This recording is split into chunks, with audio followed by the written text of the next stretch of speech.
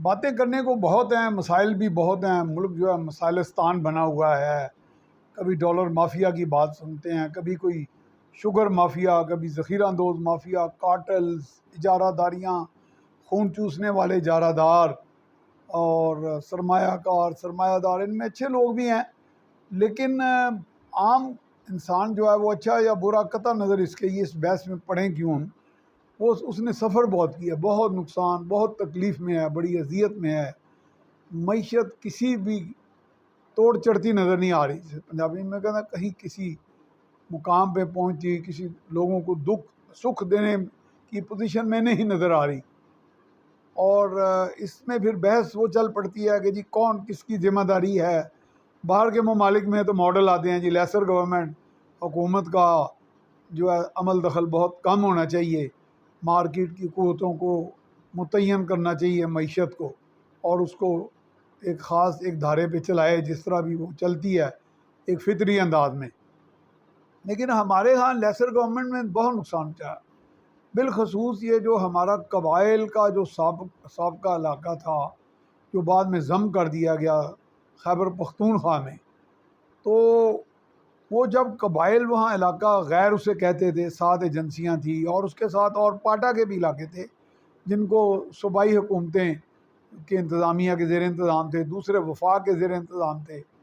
یہ ان کو افغانستان کی سرحد سے ایک بڑی ان کو سپورٹ ملتی تھی، بڑی تقویت ملتی تھی کہ وہ یہاں بڑے سے بڑا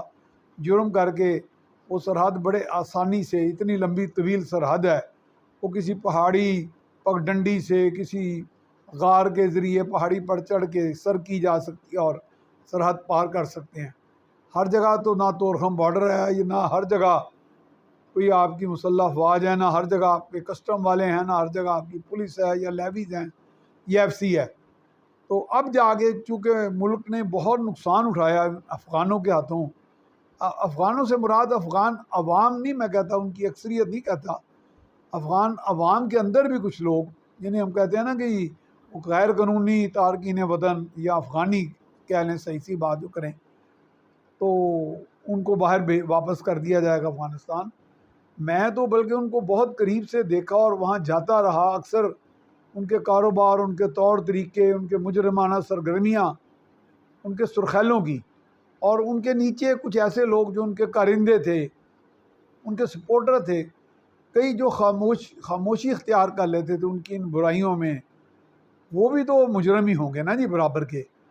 یا برابر کے نہیں ہوں گے تو 10 15 20% کے تو مجرم ہوں گے نا۔ تو انہوں نے خود کو کوئی نقصان انہیں پہنچا نہ پہنچا، انہوں نے غیر قبائلی علاقوں کو، جو پاکستان کا 90% سے زائد علاقہ بنتا تھا، یہاں بہت نقصان پہنچایا۔ فروٹ کے ٹرکوں میں، ڈرائی فروٹ کے ٹرکوں میں، خشک میوہ جات کے ٹرکوں میں کلاشن کوفیں آئیں، پشپش آئے، کلا کوف آئی، کرن کوف آئی، راکٹ لانچر آئے، ہینڈ گرنیڈز آئے، آتے رہے ہیں، جن میں بھارتی اسلحہ بھی ہے، جن میں اسرائیلی اسلحہ بھی ہے۔ اور اب آپ پریشان ہوں گے سن کے، حیران ہوں گے، یہ میری تحقیق کے بعد بات کر رہا ہوں، کہ یہ لوگ جو خود کو بڑے مسلمان ہونے کا دعویٰ کرتے ہیں اور پاکستان کے سجن ہونے کا اور ہم سے بہتر مسلمان ہونے کا، ان کا مسلمان دشمنوں کے ساتھ پورے رابطے ہیں۔ ان کے وہ جو اسلحہ ڈیلر ہیں بڑے بڑے، یعنی اسرائیل کے بھی اور بھارت کے بھی، یہ جو کبھی کبھار پاکستان میں کسی جگہ پہ کوئی واقعہ ہوتا ہے تو وہاں پہ بھارتی اسلحہ ملتا ہے یا عزی رائفلیں ملتی ہیں یا اسرائیلی اسلحہ ملتا ہے، تو وہ ان کے مرہون منت ہے، یا افغانوں کے وہ جو خون خوار سرخیل، ان کے مرہون منت ہے، کیونکہ ان کو تو کسی کی پرواہ نہیں نا، ان کے لیے کوئی قوم، کوئی چیز، ان کا بس ان کا ایک ہی خاصہ ہے، اور وہ ہے کہ کسی طرح اپنے بندوق کے زور پہ اور جو گن انٹاکسیکیشن ہے، بندوق کے زور پہ ڈکٹیشن دینے کا، اس میں وہ اپنی نظریات جو ہیں وہ ٹھونستے ہیں اور ہمیں نقصان پہنچایا۔ ڈالر مافیا بھی انہی میں سے ہے۔ 1-2 ڈیلز تو میں نے خود بھی آپ کو بتائیں کہ میرا ایک جاننے والا وہاں کا افغان النسل، پرانے باڑے میں، آج سے 40 سال پہلے، دوست میر گل افریدی نے مجھے ڈالر دیے، اس کو میں نے روپوں میں تبدیل کرا دیا کسی بینکر کو ریکویسٹ کر کے، تو بعد میں وہ کہنے لگا یہ تو جعلی تھے. پھر میں نے ان کو قریب سے غور سے دیکھتا رہا. ویسی فیسنیشن تھی، جانا آنا تھا کہ جی ہمارا یہ قبائل کے لوگ بڑے اسلام کے قریب ہیں اور بڑے نیک ہیں، بڑے اچھے ہیں. لیکن جس طرح وہاں پیسے کی ریل پیل دیکھی، اور ادھر کے غیر قبائلی جو علاقے ہیں 90% سے زائد پاکستان کے، ان کا امیر آدمی درمیانہ سا امیر آدمی اور ان علاقوں کا غریب آدمی ایک برابر ہوتے تھے. جب یہاں کاریں کم تھیں یہ پاکستان کے 90% علاقے میں، تو قبائلیوں کے علاقے میں افغانستان سمگلنگ کی وجہ سے جو وہ نشو و نما پا رہے تھے، ان کے پاس اس زمانے کی وہ جو ہائی لکس یا کوئی اس طرح کی کاریں شانیں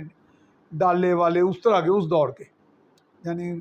اب میں اس کو کیا بیان کروں، 70-80 کے درمیان کی یہ میں بات کر رہا ہوں. تو بہرحال مجھے کسی کی خوشحالی سے کوئی جلن نہیں، لیکن وہ خوشحالی جب آپ کی 90% پاکستانی قوم، 95% پاکستانی قوم کی قیمت پر حاصل کی جائے اور ان کے خلاف جرائم سرزد کر کے، جرائم کا ارتکاب کر کے کی جائے، بندے اغوا کر کے، گاڑیاں چوری کر کے، منشیات فروخت کر کے، اسلحہ بیچ کر، اور ملک کو اسلحے کا ڈھیر بنا کر، پاکستان کو ایک لائیو آتش فشاں بنا کر، اور آرام سے سرحد پار کر لینا اور وہاں پناہ لینا. اس کے لیے کسی انسائکلوپیڈیا کی ضرورت نہیں ہے. یہ ہم سمجھ نہیں رہے، ہم نادان ہیں. ہم بحروب سے بہک جاتے ہیں. کچھ لوگ بحروب میں اتنے صاف ستھرے ہیں، اتنے پارسا ہیں کہ ہم ان کی رو میں بہہ جاتے ہیں. ہمارے تو ایک لیڈر جو ہمارے جن کے بڑے اشاق ہیں پاکستان میں، 1 کروڑ سے زیادہ ان کے عاشقان ہیں، جن میں اکثریت خواتین کی ہے. اور خواتین کا عشق تو جو گلیمر ہیرو سے ہوتا ہے، وہ تو ایک خاص انداز کا ہوتا ہے، خاص انداز فکر، ایک خاص سوچ کے تحت ہوتا ہے. تو وہ تو انہیں اپنا آدمی کہتے تھے، جنہوں نے پورے کا پورا ملک عدم استحکام کا سے دوچار کر دیا، ہماری معیشت تباہ کر دی، ہمارا معاشرتی فیبرک ڈسٹروائے کر دیا، اور ایک پورا عدم توازن سے ہمیں دوچار کر دیا. یقین کریں، اس میں نے ایک IG پنجاب سے بھی یہ بات کی تھی، اور اس میں ہم 8 10 15 ایڈیٹرز موجود تھے، اور اس پوری بحث کے بعد ہم نتیجے پہ پہنچے تھے کہ جی پنجاب جو ہمارا ہے، جسے مغربی پنجاب کہہ لیں چلیں یا وسطی پنجاب کہہ لیں، بنسبت بمقابلہ مشرقی پنجاب بھارت کا، وہ زیادہ